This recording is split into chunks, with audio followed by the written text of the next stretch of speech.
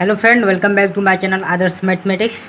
तो चलिए आज का सेशन स्टार्ट करते हैं, जो कि पॉलिटेक्निक एंट्रेंस एग्जाम के लिए बहुत इंपॉर्टेंट सेशन है। तो इस सेशन में बने रहिए। चलिए स्टार्ट करते हैं।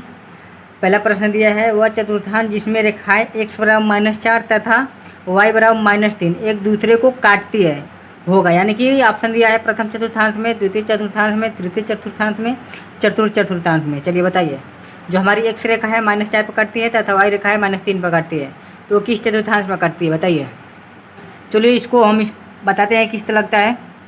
देखिए, सबसे पहले हम आपको चतुर्थांश बताएंगे, उसके बाद से इस क्वेश्चन को चतुर्थांश बता देंगे, उसके बाद से ऑटोमेटिक आप इसको कर लेंगे। तो चलिए देखते हैं। देखिए, सबसे पहले हम यहाँ पर कोऑर्डिनेट बनाएंगे। ये हमारे इसको बोलते हैं हम एक्स कोऑर्डिनेट, ठीक है।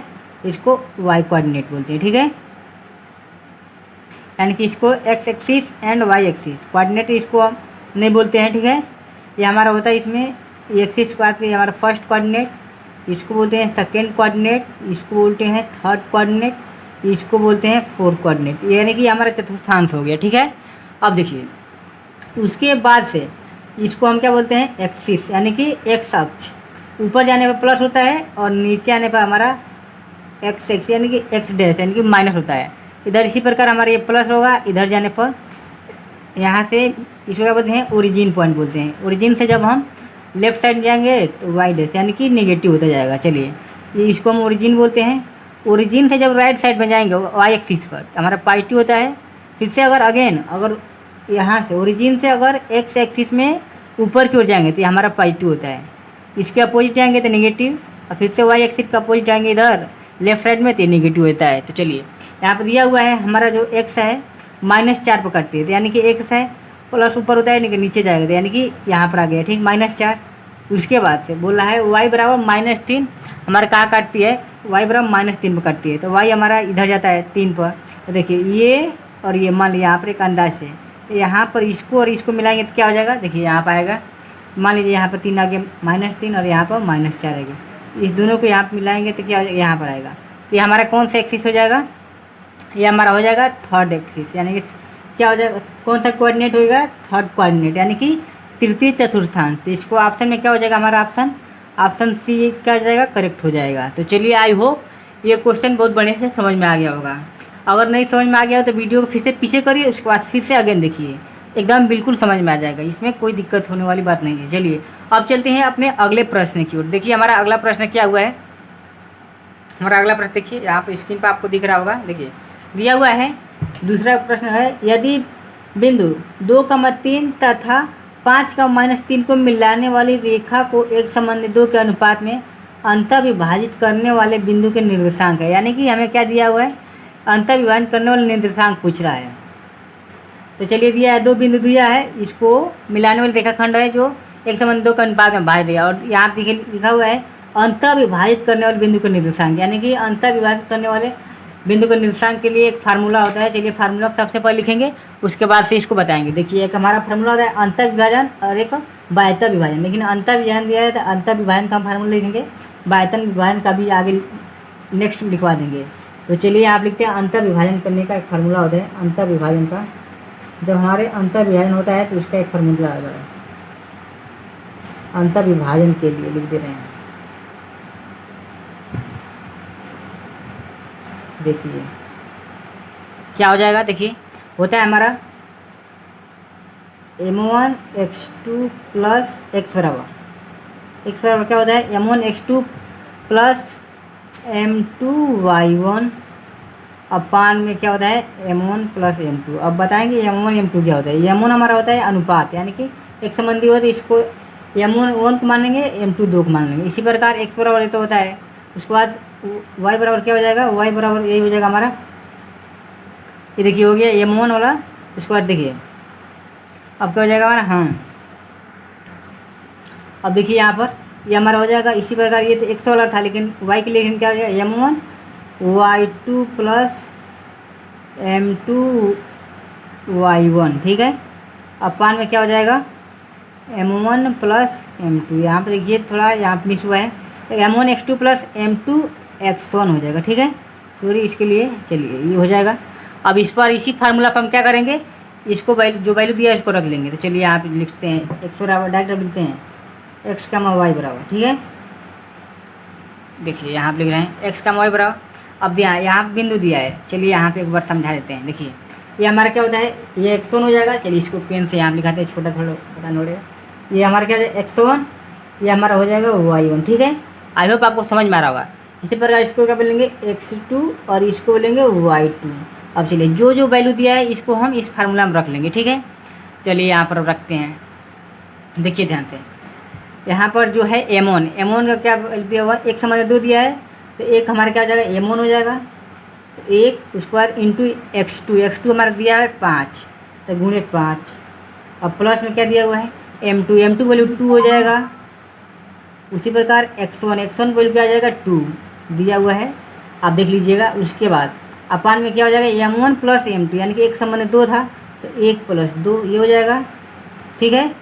उसके बाद से कामा y2 का y वाला रहेंगे, ये क्या हो जाएगा m1 वैल्यू 1, फिर से उसके बाद y2 वैल्यू दिया है -3, ठीक, प्लस m2 वैल्यू 2, इसी प्रकार y1 वैल्यू दिया है 3। अपान में क्या हो जाएगा m1 प्लस m2 यानी कि 1 प्लस 2। अब इसको सॉल्व कर लीजिए आराम से, आंसर आ जाएगा। देखिए एक बार देख लीजिए वैल्यू जो रखे हैं यहाँ देख लीजिए। चलिए इसको सॉल्व करते हैं, क्या हो जाएगा, ये 5 1 5 और 2 3 4, 5 4 9 बट्टे 2 1 3 हो जाएगा कामा। इस प्रकार -3 और 3 दूनी 6, 6 -3 क्या हो जाएगा -3, यानी कि -3 प्लस 6 3 हो जाएगा, घटा लेंगे उसको। अपान में 1 और 2 क्या हो जाएगा 3 हो जाएगा। अब चलिए इसको काट दीजिए, ये 3 से 9 3 बार में कटेगा, तो क्या हो जाएगा 3 कामा 3 से 3 1 बार में कटेगा। तो इसका हमारा x कामा y की वैल्यू क्या आ जाएगा 3 कामा 1। तो चलिए ऑप्शन देखते हैं, इसका ऑप्शन क्या दिया है। चलिए यहाँ पर ऑप्शन देखिए दिया हुआ है, ऑप्शन यहाँ देखिए हाँ सी दिया है 3 कामा 1, तो हमारा क्या हो जाएगा ऑप्शन सी क्या हो जाएगा करेक्ट हो जाएगा। चलिए अब चलते हैं अपने अगले प्रश्न की ओर। ये दोनों प्रश्न आई होप समझ में आ गया होगा। अगर नहीं समझ में आ गया होगा तो एक बार वीडियो को फिर से पीछे करके देखिए, एकदम समझ में आ जाएगा। इसमें कोई बड़ी बात नहीं है समझने के लिए। चलिए अब चलते हैं अपने अगले प्रश्न की ओर। अगर वीडियो आपको अच्छा लग रहा होगा तो वीडियो को लाइक कर लीजिए, चैनल पर नए हैं तो चैनल को भी सब्सक्राइब कर लीजिए। चलिए अब चलते हैं अपने अगले प्रश्न की ओर।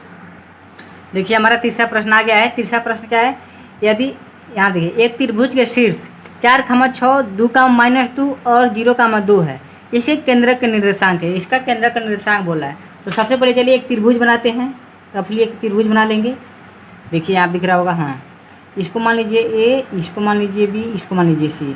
तो ए का क्या दिया है निर्देशांक, शीर्ष का निर्देशांक दिया है, तो एक वैल्यू क्या दिया 4 कामा 6, बी का 2 कामा -2 2 कामा -2, प्रकार सी का 0 कामा 2, यहाँ लिख रहे हैं 0 कामा 2। अब चलिए और इसका केंद्रक का निर्देशांक बोल रहा है, तो यानी कि केंद्रक निर्देशांक इसका वैल्यू पूछ रहा है। तो चलिए इसको निकालते हैं, यहाँ देखिए निकाल रहे हैं।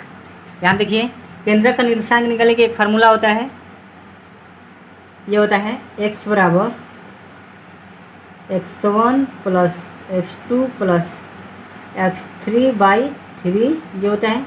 उसके बाद से क्या होता है हमारा y बराबर y1 plus y2 plus y3/3 होता है। चलिए अब इसको फटाफट यहाँ मान रख कर सॉल्व कर लेते हैं। देखिए x1 value 4 plus x2 value क्या है 2 प्लस x3 वैल्यू दिया है 0 बट्टे में 3। अब इसी प्रकार इसको कर लेते हैं। y1 वैल्यू दिया है 6 प्लस y2 वैल्यू दिया -2, चलिए तो y3 वैल्यू दिया फिर से 2 प्लस का 2, चलिए अपान में 3। अब देखिए यहाँ पर हमें कुछ दिख रहा है 4 2 6 6/3, यानी कि 6/3 का मतलब क्या हो जाएगा, 6 में जब 3 से भाग देंगे तो 2 आ जाएगा। उसके बाद देखिए ये -2 प्लस 2 कट जाएगा, फिर से 6/3, यानी कि 3 से जब 6 में भाग करेंगे तो 2 आ जाएगा। चलिए तो इसका निर्देशांक हमारा क्या हो जाएगा, यहाँ आप लिख दे रहे हैं x कामा y बराबर क्या हो जाएगा 2 कामा 2। चलिए इसका वैल्यू हो गया है। चलिए ऑप्शन देखते हैं फटाफट, ऑप्शन देख के इसको सही मार देते हैं। देखिए इसका ऑप्शन दिया है तीसरा, ऑप्शन तीसरा दिया है 2 कामा 2, तो इसका केंद्रक का निर्देशांक क्या हो जाएगा हमारा 2 कामा 2। आई होप आपको तीसरा क्वेश्चन भी समझ में आ गया। चलिए अब चलते हैं अपने अगले प्रश्न की ओर, जो कि बहुत इंपॉर्टेंट प्रश्न है, एग्जाम में कई बार पूछा गया है। तो चलिए इसको स्टार्ट करते हैं। देखिए क्वेश्चन दिया हुआ है, आप क्वेश्चन पहले समझिए। दिया हुआ है एक घन का आयतन 27 सेंटीमीटर क्यूब है, उसका संपूर्ण पृष्ठ होगा। तो चलिए सबसे पहले हम इसका आयतन जो दिया है इससे हम एक मान निकालते हैं। उसके बाद से संपूर्ण पृष्ठ का क्षेत्रफल, संपूर्ण पृष्ठ का जो है इसका फार्मूला आपको आना चाहिए। चलिए अगर नहीं आएगा तो इसका संपूर्ण पृष्ठ का हम फार्मूला लिखेंगे, उस पर रख के इसको सॉल्व कर लेंगे। सबसे पहले जो दिया है क्वेश्चन उसको सॉल्व करते हैं। दिया हुआ एक घन का आयतन यानी कि ए क्यू वैल्यू, ए क्यू बराबर क्या दिया है 27। अब देखिए इसका हम ए का वैल्यू निकालेंगे तो ए बराबर क्या हो जाएगा रूट में यानी कि 3 और यहाँ पर 27। अब इसको हम क्या लिख सकते हैं, इसको हम लिख सकते हैं इस तरह दिया है यानी कि 3 3 का जोड़ा है, 3 गुणे 3 गुणे 3, 3 3 3 27 फैक्टर हो गया। अब हमारा क्या हो जाएगा, यहाँ पे आगे 3 दिया था, 3 3 का पेयर बनाना होता है तो ए बराबर क्या हो जाएगा 3। चलिए यहाँ पर आपको घनमूल निकालना भी आ गया। आप देखिए अब हमें पूछ रहा है संपूर्ण पृष्ठ होगा, उसका संपूर्ण पृष्ठ। चलिए संपूर्ण पृष्ठ क्या सूत्र होता है, इसको लिख लीजिए ध्यान से। देखिए संपूर्ण पृष्ठ बराबर क्या होता है, चलिए बताइए। देखिए संपूर्ण पृष्ठ बराबर एक फार्मूला होता है 6a²। ठीक है, तो देखिए 6 ए का वैल्यू क्या निकले 3, 3 का स्क्वायर हो जाएगा 3 गुणे 3। अब इसको सॉल्व कर लीजिए। देखिए 36 18 18 3 54, तो हमारा इसका 54 संपूर्ण पृष्ठ बोल रहा है तो सेंटीमीटर स्क्वायर में हो जाएगा। ठीक है, तो इसका ऑप्शन क्या है, ऑप्शन दिया हुआ देखिए यहाँ पर सी दिया, ऑप्शन बी दिया हुआ है, तो ऑप्शन बी हमारा क्या हो जाएगा, इसका करेक्ट आंसर हो जाएगा। चलिए अब चलते हैं अपने अगले प्रश्न की ओर। यहाँ पे एक बार देख लीजिए और ध्यान से। हाँ ठीक है, अब अपने अगले प्रश्न की ओर चलते हैं। स्क्रीनशॉट ले लीजिए, लेना हो तो। ये देखिए कितना बढ़िया प्रश्न है, इसको देखिए। ये क्वेश्चन जो है एग्जाम में आया हुआ है, तो इसको चलिए सॉल्व करिए, जो कि बहुत इंपॉर्टेंट सवाल। देखिए आप बहुत आसान भी है, तो चलिए इसको हमें आप सॉल्व करते हैं। देखिए इसको लिख लेंगे। सबसे पहले क्वेश्चन एक बार लिखते हैं आज, कॉट स्क्वायर थीटा और 1 माइनस कास स्क्वायर थीटा अपान में कास स्क्वायर का थीटा दिया है। ठीक है, अब चलिए आप एक फार्मूला जल्दी से जल्दी बता दीजिए। इसको एक बार इसी तरह लिखेंगे, कॉट स्क्वायर थीटा। अब हम इसको क्या लिख सकते हैं बताइए, ये कुछ दिख रहा है 1 minus cos square theta equal to क्या होता है साइन स्क्वायर थीटा, यानी कि इंटू में साइन स्क्वायर थीटा। चलिए साइन स्क्वायर थीटा बराबर क्या होता है 1 माइनस कास स्क्वायर थीटा, और अपान में क्या दिया कास स्क्वायर थीटा। हो गया। अब देखिए हमें आपको अब कुछ दिख रहा है, इसको एक बार इसी तरह लिखेंगे, काट स्क्वायर थीटा इंटू, अब देखिए साइन स्क्वायर थीटा, ये देखिए आप लिखते हैं साइन स्क्वायर थीटा अपान में कास स्क्वायर थीटा क्या होता है बताइए, ये हो जाएगा हमारा tan स्क्वायर थीटा। ठीक है, अब हम इसको क्या लिख सकते हैं, ये हो जाएगा कॉट स्क्वायर थीटा। ठीक है, इंटू इसको हम इसको पलट देंगे तो क्या हो जाएगा 1 अपान कॉट स्क्वायर थीटा, ये हो जाएगा। अब देखिए आपको जब मल्टीप्लिकेशन में होता है इसको क्या क्रॉस मल्टीप्लाई करके या काट सकती है, इसको क्रॉस काट सकते हैं, तो हमारा क्या हो जाएगा देखिए यहाँ पर 1 यहाँ पर 1, यानी कि 1 का मल्टीप्लाई 1 में करेंगे तो क्या हो जाएगा 1 हो जाएगा, तो इसका राइट आंसर क्या हो जाएगा 1। चलिए देखिए ऑप्शन में क्या दिया, ऑप्शन में दिया हुआ है पहला ही ऑप्शन क्या हमारा करेक्ट आंसर है। तो चलिए वीडियो अच्छा लगा तो वीडियो को लाइक कर लीजिए, चैनल को सब्सक्राइब कर लीजिए, और इसका पीडीएफ चाहिए तो डिस्क्रिप्शन में इसका पीडीएफ डाल दिए हैं, इसको डाउनलोड कर लीजिए। और पिछला जो लेक्चर है वो भी डिस्क्रिप्शन में है, उसको भी देख लीजिए, नहीं तो प्लेलिस्ट तो बनाए हुए हैं, प्लेलिस्ट में जाकर भी देख सकते हैं। तो चलिए यहीं पर सेशन को समाप्त करते हैं। थैंक यू, जय हिंद।